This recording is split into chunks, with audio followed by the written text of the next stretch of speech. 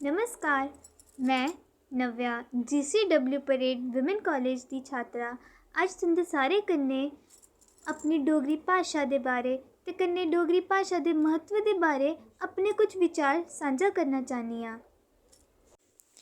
जि'यां कि असें सारें गी पता कि अस डोगरे आं। साढ़े डोगरे दे जेह्ड़े पैह्ले राजा हे ओह् हे महाराजा गुलाब सिंह जी होर ते उ'नेंगी राजे दा दर्जा दित्ता गेदा हा रणजीत सिंह हुंदे थमां। ते अस जम्मू दे जिन्ने बी लोक ओह् सारे डोगरी भाशा गलाने आं। ते गुलाब सिंह जी हुंदे बाद साढ़े महाराजा हे ओह् हे महाराजा रणवीर सिंह जी होर, जि'नें अपनी पूरी जिंदगी डोगरी भाशा गी प्रमोट करने आस्तै मते मते कम्म कीते ते उसी सराहने आस्तै बड़ा गै प्रचार कीता।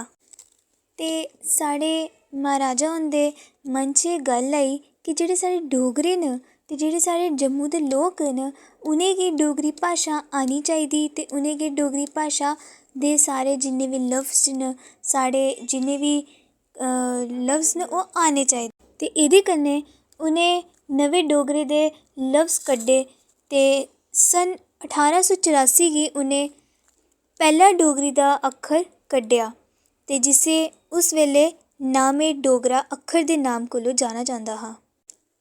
ते उ'नें मती मती डोगरी दी क्लासां लोआई, सारें गी आखेआ, सारें गी बोलेआ कि जिन्ने बी घर दे बच्चे न, जिन्ने बी घर दे ञ्याणे उ'नें डोगरी पढ़नी ऐ ते उ'नें डोगरी दे जिन्ने बी नमें नमें लफ्ज़ न, नमें नमें अक्खर न ओह् सारे पढ़ने। ते जि'यां कि तुसें गी सारें गी पता ऐ मते चिर दे बाद साढ़ी जेह्ड़ी डोगरी भाशा ऐ ओह् 22 दिसंबर 2003 गी साढ़ी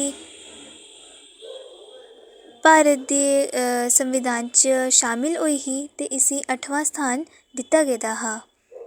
ते जि'यां कि तुसें सारें गी पता ते जेह्ड़ी साढ़ी डोगरी भाशा ऐ उसी दर्शाने आस्तै साढ़े जम्मू दे लोक ओह् कटन्ना सूट पांदे ते जेह्ड़े आदमी न ओह् सारे पग्ग बनदे, डोगरी पग्ग बनदे।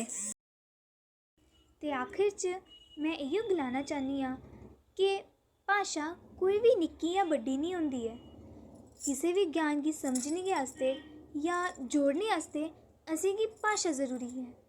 जेकर अस जम्मू दे होइयै जां डोगरे होइयै असेंगी डोगरी भाशा बोलना ना आवै ते अस किस तरीके कन्नै अपनी डोगरी भाशा दी तरक्की करगे।